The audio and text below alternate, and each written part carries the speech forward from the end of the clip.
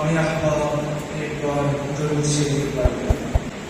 ابھی جو میں نعت رسول مقبول پڑھنے لگا ہوں، شاعر اس نعت میں حضور پاک صلی اللہ علیہ وسلم اور ان کے ساتھ بیٹھے صحابہ کی محفل کا تذکرہ کرتے ہیں کہ وہ محفل کیسی تھی، اس محفل کا سما کیسا تھا، اور ساتھ ہی ساتھ وہ اس نعت میں بدر و احد کے شہیدوں کا تذکرہ کرتے ہیں، ان کی شان کو بیان کرتے ہیں، خدا کی طرف سے جو انہیں انعام دیا گیا اس کا تذکرہ کرتے ہیں۔ وہ حضور پاک صلی اللہ علیہ وسلم کا ایک سفر بیان کرتے ہیں جس میں نبی رحمت صلی اللہ علیہ وسلم نے اپنی امت کے لیے خود کو لہو لہان کیا۔ آپ کے جسم اطہر سے اتنا خون نکلا کہ آپ کے نالین پاک اور پاؤں آپس میں خون کی وجہ سے چپک گئے۔ شاعر نے بہت ہی احسن انداز میں ایک ہی نعت میں حضور کی پوری زندگی بیان کر ڈالی۔ ابھی میں آپ کے سامنے نعت شروع کرتا ہوں، تمامی احباب میرے ساتھ پڑھیے۔ دربار رسالت کی کیسی وہ گھڑی ہوگی،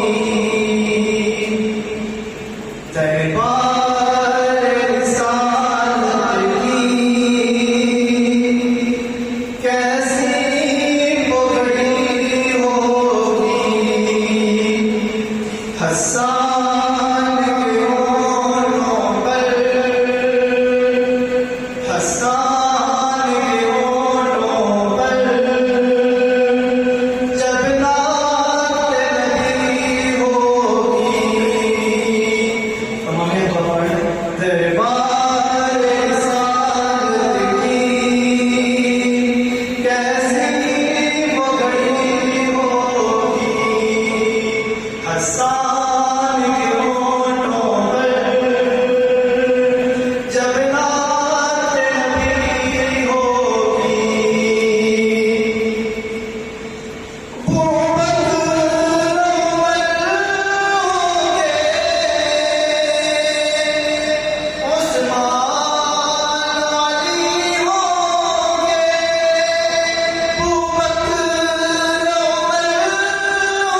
گے، عثمان علی ہوں گے، عثمان علی ہوں گے، حسنین کے نانا کی، حسنین کے نانا کی کیا بزم سجی ہوگی، حسنین کے نانا کی کیا بزم سجی ہوگی، دربار رسالت کی کیسی وہ گھڑی ہوگی۔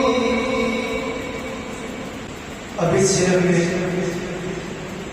شاعر حضور صلی اللہ علیہ وسلم کا طائف کا سفر بیان کرتا ہے۔ بڑا ہی دردناک یہ سفر تھا، اتنی اذیتیں دی گئیں، حضور کے پیچھے بازاری لڑکے لگا دیے گئے۔ میں تو جب اس واقعوں کو پڑھتا ہوں یا سوچتا ہوں، خدا کی قسم کانپنے لگ جاتا ہوں کہ اس نبی رحمت نے ہم تک دین پہنچانے کے لیے اتنی تکالیف برداشت کی۔ وہ نبی رحمت ہاتھ نہ بھی اٹھاتے، دل میں خیال آتے تو اللہ رب العزت بدر و احد کے پہاڑ ان کے لیے سونے اور چاندی کے بنا دیتے، مگر وہ ہم تک دین پہنچانے کے لیے نہ جانے کتنی تکلیفوں سے گزرے. شاعر کہتا ہے جب وادی طائف میں رنگین ہوئے جوتے،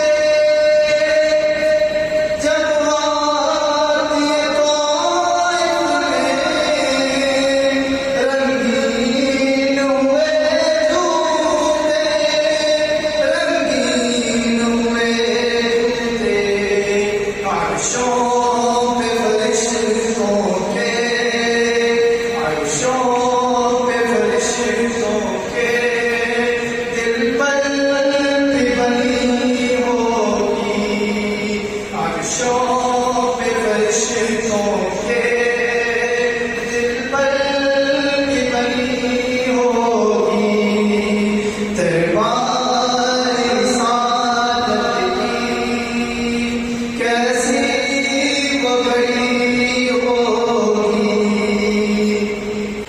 اگلا اگلے شعر میں شاعر بدر و احد کا تذکرہ کرتا ہے. بدر وہ معرکہ ہے جس میں شریک تمام صحابہ کے لیے اللہ تبارک و تعالی نے جنت لکھ دی. احد کا تذکرہ کرتا ہے، اس میں بھی شریک تمام صحابہ کے لیے اللہ رب العزت نے جنت لکھ دی.